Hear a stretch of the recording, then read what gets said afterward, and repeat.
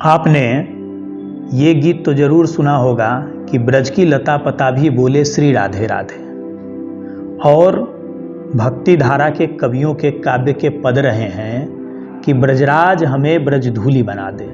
तो ये ब्रज भूमि वो है जहाँ के कण कण में भगवान कृष्ण का वास है, जहाँ भगवान की अनेकों लीलाएं हुई हैं और पूरी दुनिया से लोग ब्रज भूमि खींचे चले आते हैं।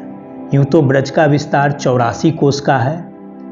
यहाँ लोग श्रद्धा से, भक्ति भावना से भर करके केवल ब्रज के तीर्थों की यात्रा के लिए नहीं आते हैं, अपितु लोग बाग यहाँ के पवित्र स्थलों की परिक्रमा यात्रा के लिए भी आते हैं, जहाँ कई सारे लोग श्रद्धावान भक्त ब्रज के 84 कोस की परिक्रमा करते हैं। वही कई सारे भक्त ब्रज में जो अन्य तीर्थ क्षेत्र है इस 84 कोस के अंदर, जो मंदिर है, सरोवर है, कुंड है, पवित्र देव स्थान है, उसकी भी परिक्रमा करते हैं। ऐसी ही एक परिक्रमा है गिरिराज परिक्रमा, गोवर्धन परिक्रमा।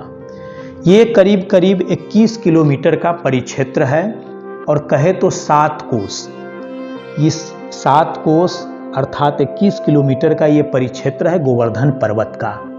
आप में से जो कोई महाभारत की कथा या भगवान कृष्ण से जुड़े श्रीमद् भागवत पुराण की कथा या गर्ग संहिता, अन्यथा हरिवंश पुराण या अन्य पुराणों की कथा, जिस किसी में भगवान कृष्ण की चर्चा आई है उसमें निश्चित तौर पर गोवर्धन पर्वत की भी चर्चा आई है। गिरिराज पर्वत की महत्ता, गोवर्धन पर्वत की महत्ता की चर्चा इन अन्य पुराणों की कथा में आई है। जहाँ कृष्ण है वहाँ गिरिराज की चर्चा अवश्य है।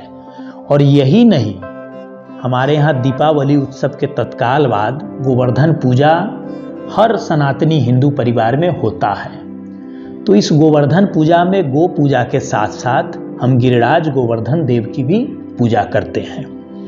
यहाँ परिक्रमा का जो विधान है, वो परिक्रमा जो है इसमें 7 की बड़ी महत्ता है। तो 7 कोस का परिक्षेत्र है गोवर्धन का, और ये परिक्रमा कहते हैं कि कई लोग जो है इसकी 7 आवृत्ति भी करते हैं, और कहते हैं कि 7 बार अगर गोवर्धन की आपने परिक्रमा कर ली तो आपके मनोवांछित फल सब पूरे होते हैं। ये लोक और परलोक दोनों बनता है। तो हम गिरिराज जी की परिक्रमा में आए हैं और हमारे साथ पूज्य महंत योगी अखिलेश्वर दास जी हैं और उनके सहयोगी जन हैं। तो इस परिक्रमा के अलग अलग पड़ाव की कहानी से मैं आपको परिचित कराता हूँ। तो इस परिक्रमा पथ पर कई सारे महत्वपूर्ण हमारे तीर्थ स्थल हैं, जैसे राधा कुंड, श्याम कुंड, दान घाटी मंदिर, मुखारविंद, कुसुम सरोवर, ऋण मोचन, पुचरी, संकर्षण कुंड, पुछरी का लौठा, श्रीनाथ जी का मंदिर, इंद्रमान भंग, लक्ष्मी नारायण मंदिर, उद्धव कुंड, कान वाले बाबा, मानसी गंगा, ललिता कुंड, नारद कुंड, आन्योर, 56 भोग, चुतर टेक, गोविंद कुंड इत्यादि इसमें ये सारे महत्वपूर्ण स्थल आते हैं। तो आइए मैं आपको इस कहानी से परिचित कराता हूं इस यात्रा को करते हुए। तो सबसे पहले गोवर्धन की महिमा को जानने की जरूरत भी है। तो गोवर्धन जो है ये भगवान कृष्ण की लीलाओं का साक्षी है इस कलिक काल में भी। गोवर्धन पर्वत के हर छोटे बड़े पत्थर पर भगवान श्री कृष्ण का वास है, ऐसी मान्यता है। ये पत्थर इतने पावन हैं कि ब्रज में हर जगह इन पवित्र पत्थरों की पूजा होती दिखाई देती है। भगवान कृष्ण ने अपनी कनिष्ठा उंगली पर इस पर्वत को उठाया था, वो कथा आप सबों ने सुनी होगी। दरअसल ब्रज भूमि जो है, यहाँ के लोग पहले परंपरागत तौर पर इंद्रदेव की पूजा करते थे। ब्रज के कुल देवता इंद्रदेव थे। भगवान कृष्ण के आने के बाद गोवर्धन देव की पूजा प्रारंभ हुई। तो कहते हैं कि भगवान इंद्र ब्रज के लोगों से रुष्ट हो गए और उन्होंने बहुत बारिश कराई। तो भगवान कृष्ण ने अपनी अनामिका उंगली पर 7 दिनों तक गोवर्धन पर्वत को उठाए रखा। अब देखिए, गोवर्धन पर्वत का परिक्षेत्र भौगोलिक 7 कोस का भगवान कृष्ण ने अपनी उंगलियों पर उठाया 7 दिन तक, और 7 परिक्रमा से सारे मनोरथ होते हैं यहाँ पूरे। यहाँ आपको इतना लोगों के अंदर विश्वास है भगवान कृष्ण को लेकर कि आपको यहाँ के पत्थरों पर जहता भगवान कृष्ण, गौ माता, राधा कृष्ण की छवि, उनके पद चिन्ह इत्यादि आपको दिखेंगे। अब ये जो 21 किलोमीटर का जो परिक्रमा पथ है, इसमें परिक्रमा दो तरीके से की जाती है, एक बड़ी परिक्रमा, दूसरी छोटी परिक्रमा। जो भक्त बड़ी परिक्रमा करने में सक्षम नहीं है वे छोटी परिक्रमा भी कर सकते हैं, लेकिन आपको बता दें कि दोनों परिक्रमा अपने आप में महत्वपूर्ण है और समान रूप से फलदायी है। सबसे पहले बड़ी परिक्रमा के सफ़र की बात करेंगे। ये 12 किलोमीटर का है और बड़ी और छोटी जब मिल जाती है तब वो पूरे 21 किलोमीटर की होती है। तो इसमें जो जगह हम आते हैं मार्ग में इस परिक्रमा पथ के, वो बहुत महत्वपूर्ण स्थल सब है। तो सबसे पहले सामान्य तौर पर लोग यहाँ जैसे एक परिक्रमा पथ का एक महत्वपूर्ण पड़ाव है दान घाटी मंदिर। ये वो स्थान है जहाँ से कई लोग गोवर्धन परिक्रमा का शुभारंभ भी करते हैं। वैसे कोई ज़रूरी नहीं है कि आप दान घाटी मंदिर से करें, कई लोग जो है मानसी गंगा से करते हैं, कुछ राधा कुंड से करते हैं। दरअसल इस परिक्रमा में आप कहीं भी परिक्रमा के पथ पर किसी भी स्थल से आप अपनी परिक्रमा प्रारंभ कर सकते हैं। जहाँ से आप परिक्रमा प्रारंभ करेंगे वहीं जाके परिक्रमा आपकी पूरी होती है। तो आइए परिक्रमा पथ के एक महत्वपूर्ण मंदिर दान घाटी से आपको परिचित कराते हैं। तो दान घाटी जो है ये अपने आप में गिरिराज जी का दूध से यहाँ अभिषेक किया जाता है, गिरिराज पर्वत का। एक समय ऐसा था जब सुनसान सा दिखने वाले दान घाटी के बारे में कोई नहीं जानता था। आज यहाँ सर्वत्र वैभव ही दिखता है। इस पवित्र स्थल को लेकर के हमारा इतिहास बहुत कुछ कहता है। कहते हैं कि इसी जगह होते हुए ब्रज की गोपिकाएं राजा कंस के लिए माखन ले जाया करती थी और भगवान कृष्ण अपने ग्वाल बालों के साथ यहीं उनसे माखन छीन लिया करते थे या चुरा करके भगवान कृष्ण गोपाल बालों में बांट दिया करते थे, क्योंकि वो तो बच्चों का हक था ना। गऊ के दूध पर या तो गऊ के बछड़े बछिया का हक होता है, नहीं तो जिन घरों में गऊ पाली जाती है या आसपास के जो भी छोटे बच्चे हैं उनके लिए गऊ का दूध होना चाहिए। लेकिन कंस दुष्टतावश उसने नियम लगाया था और ब्रज की सारी गोपिकाएं कंस के लिए लेकर के जाया करती थी। तो भगवान कृष्ण यहीं पर जो है वो लूट करके और बच्चों में सब में वितरित कर दिया करते थे। यहाँ कान्हा का अटूट प्रेम था, जिसने कान्हा को अपने भक्तों से दान मांगने पर विवश किया। अर्थात भगवान कई बार प्रेम पूर्वक भी गोपिकाओं से मक्खन का, दूध का, दही का मांग करते थे। दान लिए जाने के नाते इसे क्या है कि दान घाटी मंदिर कहते हैं। तो ये वो मंदिर है जहाँ भगवान स्वयं दान में दूध, मक्खन, दही इत्यादि लेते थे। दान के लिए कौमुदी ग्रंथ में तो इस सुंदर लीला का बहुत सुंदर वर्णन आया है, क्योंकि भगवान कृष्ण यहाँ बाल रूप में आते थे, इसलिए इस मंदिर में प्रभु का भोग मक्खन, मिश्री और दूध के रूप में आज भी चढ़ाया जाता है। दूसरा है इसमें आगे एक जगह है संकर्षण कुंड। इस संकर्षण कुंड का भी आपको दर्शन होगा इसी मार्ग पर। और यहाँ दाऊ जी जो भगवान कृष्ण के भाई थे बलराम जी, उनका एक बहुत प्राचीन मंदिर मौजूद है, जिसके बारे में मान्यता है कि आज से 5000 वर्ष पहले भगवान श्री कृष्ण के पौत्र ब्रजनाभ ने दाऊ जी को विराजमान किया था। संकर्षण भगवान ही दाऊ जी हैं, जिन्हें हम बलराम और बलभद्र के नाम से जानते हैं। तो यहाँ एक कुंड भी है और यहाँ एक महत्वपूर्ण मंदिर भी है संकर्षण कुंड पर। अब संकर्षण कुंड के बाद पुछरी का लौठा, लेकिन पहले मैं बताता चलूं दान घाटी मंदिर के बारे में तथ्य है। यहाँ जो भगवान का देव विग्रह है उसका स्वरूप ऐसा है कि भगवान का एक हाथ आशीर्वाद की मुद्रा पर है और एक हाथ भगवान ने कमर के सामने नीचे रखा है। इसका सांसारिक महत्व भी और आध्यात्मिक महत्व भी है, अर्थात भगवान कृपालु है, सब पर वो कृपा बरसा रहे हैं। और दूसरा, उन्होंने जो नाभि के सामने नीचे हाथ रखा है वो ये बता रहा है कि हम अपने कामेच्छा को, इंद्रियों को संसार में नियंत्रण करें। तो जो भी विवेक पूर्वक भक्ति करते हैं, श्रद्धा पूर्वक तो भक्ति करें ही, लेकिन उसके साथ विवेक भी हमारा जागृत रहे, हम अपने इंद्रियों पर नियंत्रण रखें और सबके लिए मंगल कल्याण सोचें, तभी भगवान का, बाल कृष्ण का, दान घाटी वाले भगवान जी का हम पर कृपा बरसेगा। तीसरा महत्वपूर्ण मैंने कहा कि पुछरी का लौठा। पुछरी का लौठा एक महत्वपूर्ण जगह है। कहते हैं कि ये पुछरी का लौठा, थोड़ा नाम तो अजीब है पर इसकी कहानी भी दिलचस्प है। पुछरी का लौठा भगवान कृष्ण के सखा को कहा जाता है। कहते हैं कि यहाँ पर जो भी व्यक्ति सच्ची श्रद्धा से गोवर्धन परिक्रमा करने आता है उसकी हर मनोकामना पूर्ण होती है। यह स्थान भले ही छोटा हो पर इसका बहुत ही अधिक महत्व है। बंदरों से घिरे इस स्थान के बारे में ऐसी मान्यता है कि यहाँ आने वाले हर भक्त को इस स्थान पर हाजिरी लगाना अनिवार्य है, नहीं तो गिरिराज गोवर्धन परिक्रमा पूरी नहीं मानी जाती है।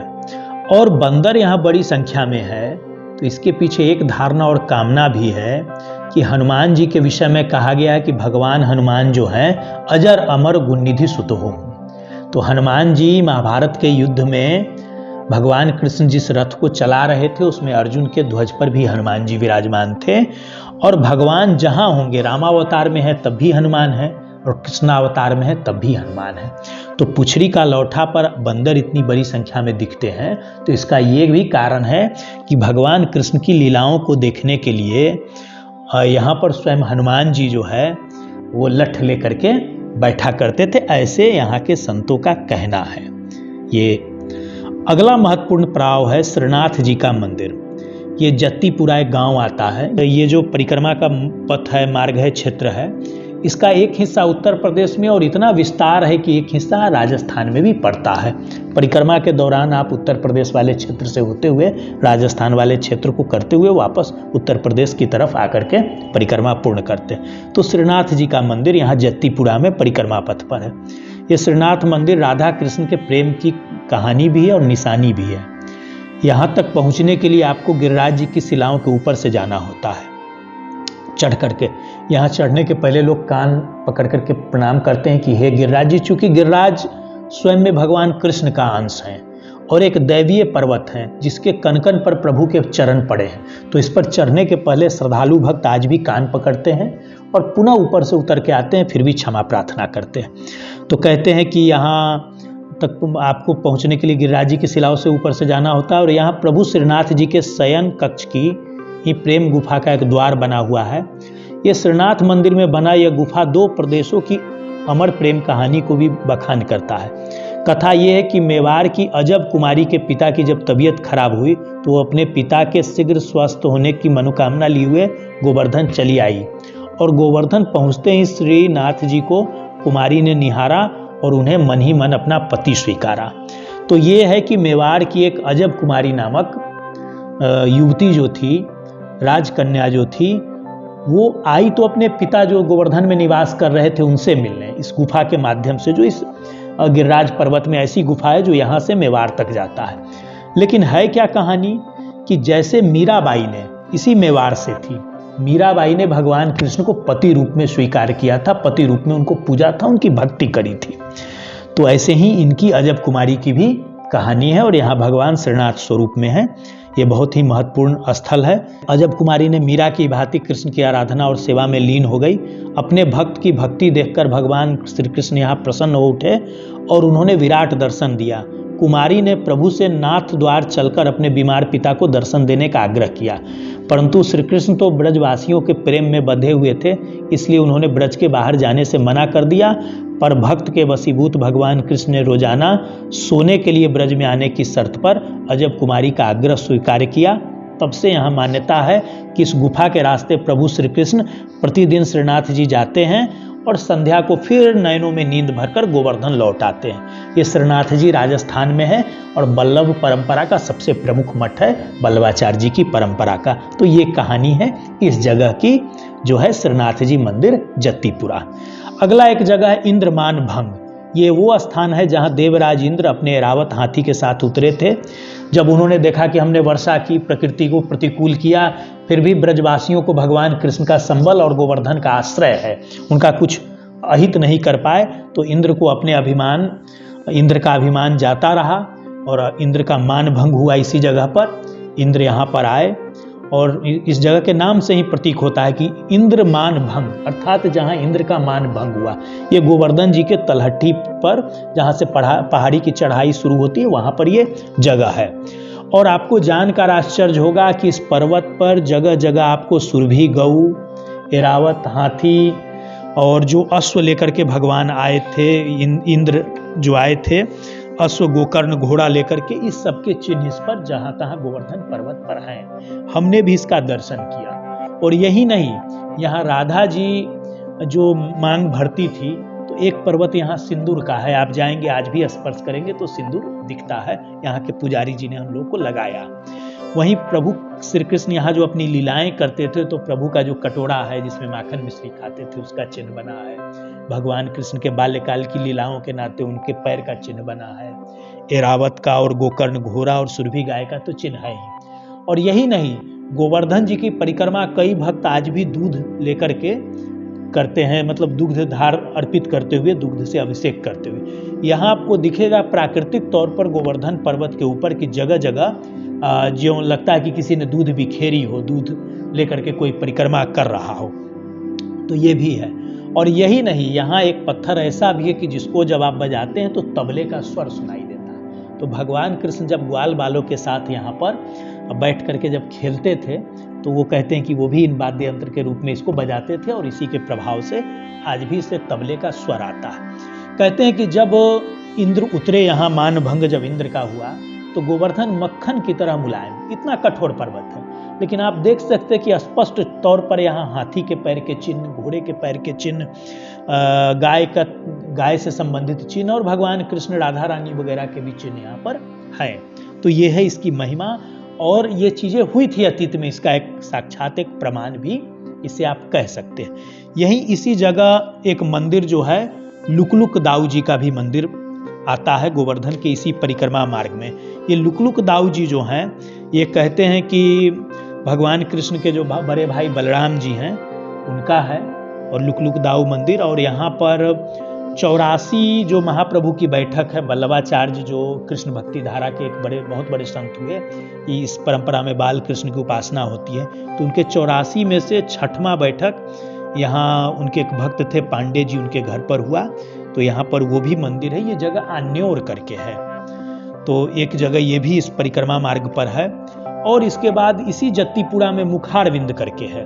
तो मुखारविंद कहते हैं कि भगवान कृष्ण के मुख होने का यहाँ आभास होता है भक्तों को। यहाँ पहुंचकर श्रद्धालु प्रसाद अर्पण करते हैं, क्योंकि परिक्रमा के दौरान इस मंदिर के प्रसाद का बहुत ही महत्व बताया गया है। यहाँ पर आपको भगवान गिरिराज जी के मुखारविंद में श्री कृष्ण और बड़े भाई बलराम जी के मुख के भी दर्शन होते हैं, इसलिए यहाँ पर भगवान को 56 प्रकार का भोग चढ़ाया जाता है। हमने भी यहाँ दर्शन किया।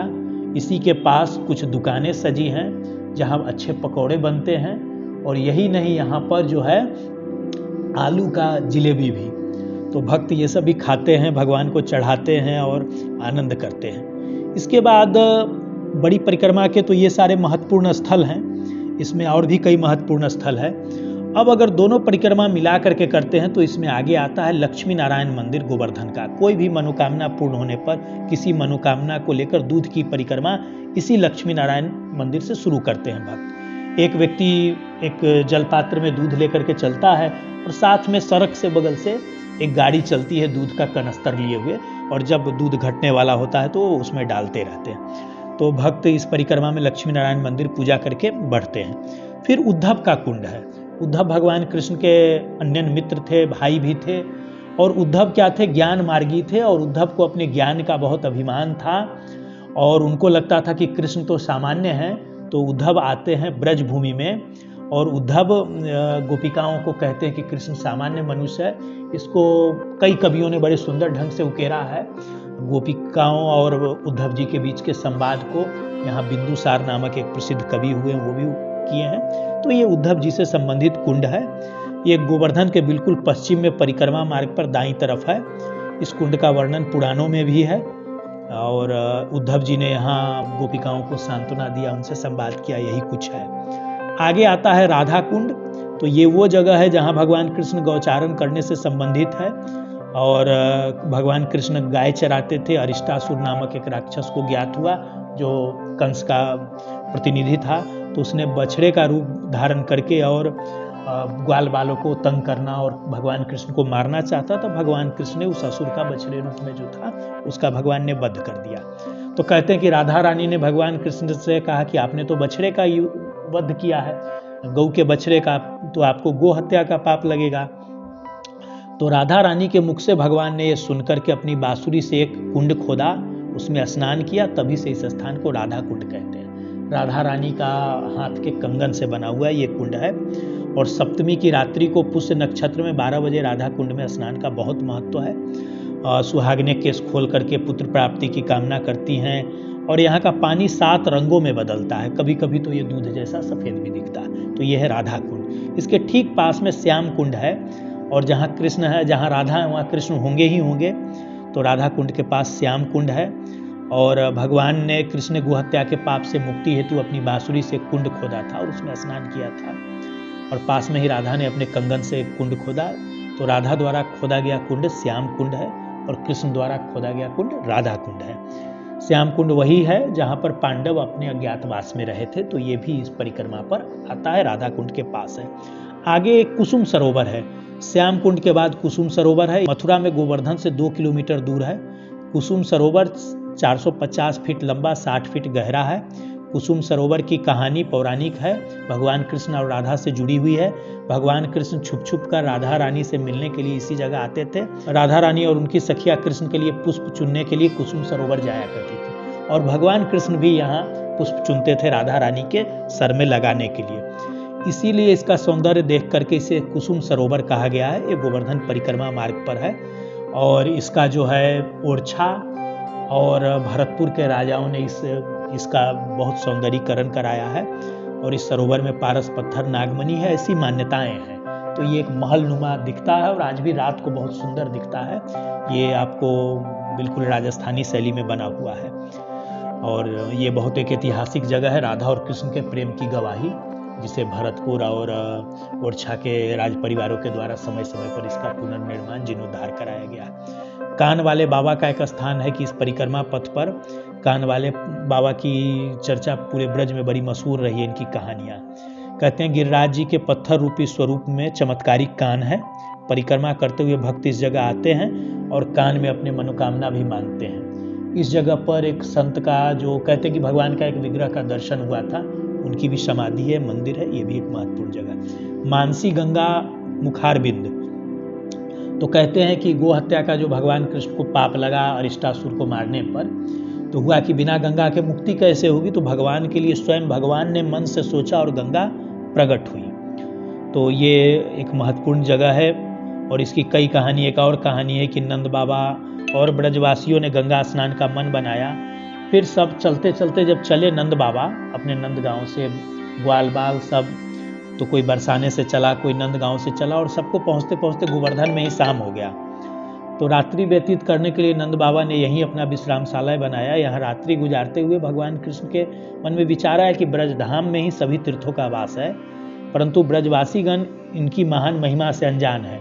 तो भगवान ने मतलब मन से सोचा और गंगा यहाँ प्रकट हुई। तो मानसी गंगा के प्रकट होने की 2 कहानी है।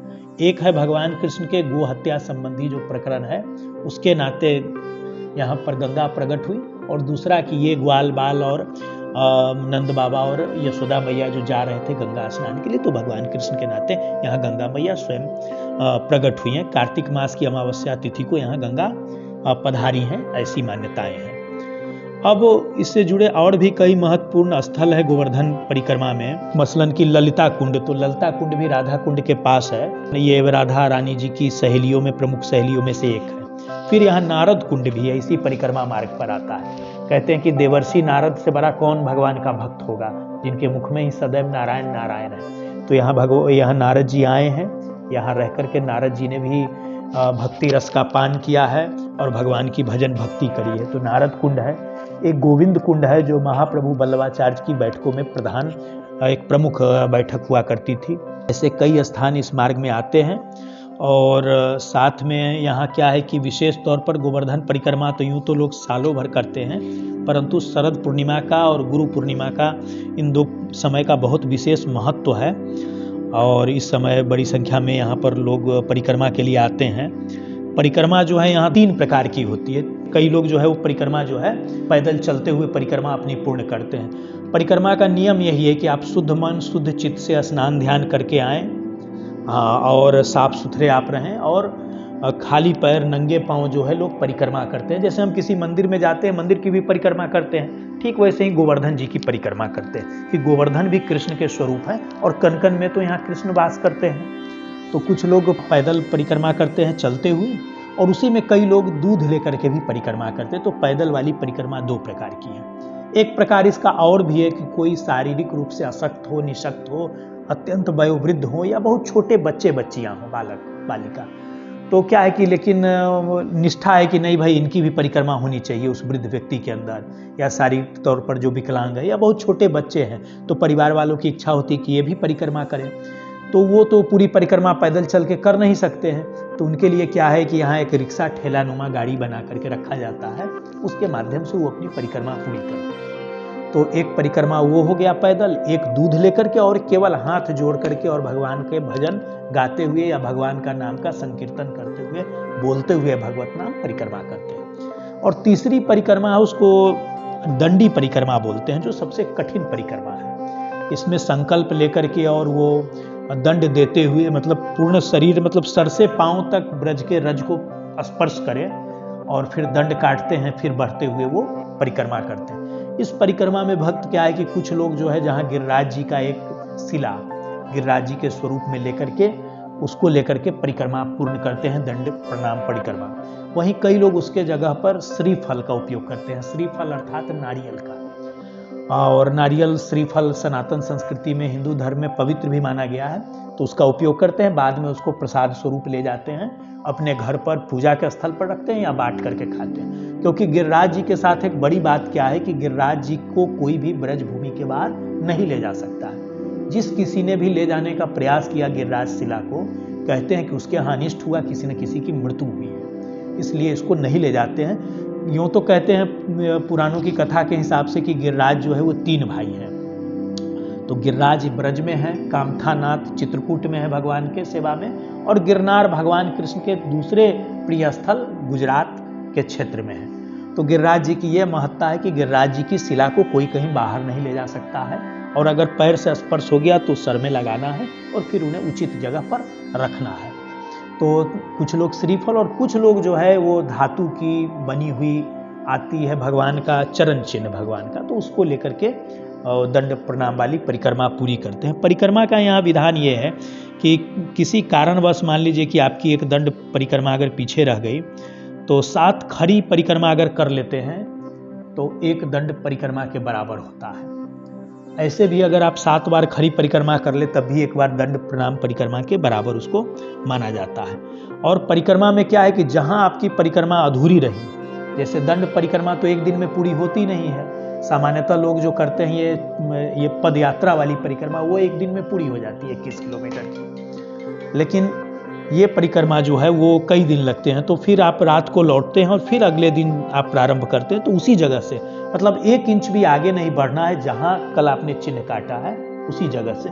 और लोग क्या करते हैं कि परिक्रमा जो करते हैं दंड प्रणाम वाली, तो एक वो टाट बोड़ा या फिर प्लास्टिक का बैग वगैरह कुछ रखते हैं जिस पर लेट करके, और एक मैंने जैसा बताया कि शिला गिरिराज जी की शिला को कपड़े में बांध करके या फिर श्रीफल या फिर भगवान का जो चरण चिन्ह है तो उसको वहीं पर छोड़ देते हैं मार्ग पर, और कोई भी उसमें स्पर्श नहीं करता है। बड़ी श्रद्धा है इसको लेकर के, और अगले दिन आप फिर वहाँ से अपनी परिक्रमा पूरी करते हैं। और दूध लेकर के जो परिक्रमा करते हैं पदयात्रा में करीब करीब 51 लीटर दूध लगता है इस 7 कोस 21 किलोमीटर की परिक्रमा में। तो ये इसका परिक्रमा का महत्व है।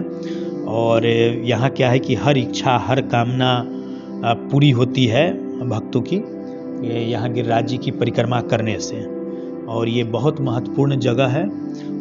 और भी यहाँ कई सारे ऐसे जगह है जैसे ऋण मोचन और वगैरह वगैरह ये सब भी। तो ये एक महत्वपूर्ण परिक्रमा है, एक सनातन धर्म के का एक बड़ा ही महत्वपूर्ण तीर्थ है गिरिराज जी। आप भी जब कभी अगली बार आए तो गिरिराज परिक्रमा में जरूर आएँ। यहाँ और भी कई महत्वपूर्ण स्थल है, बड़ी संख्या में गोड़े लोग आकर के, कई लोग तो गिरिराज जी के सामने बैठ करके जंगल से और अपलक देखते हैं, और कई लोग भजन भक्ति के साथ कि अपनी भक्ति भावना को प्रस्तुत करते हैं, और कई लोग जो हैं वो गिरिराज जी की तो और अपलक देखते हुए भी अपनी साधना करते हैं। तो ऐसा यहाँ का सब प्रकृति है, ऐसी यहाँ की मान्यताएं हैं।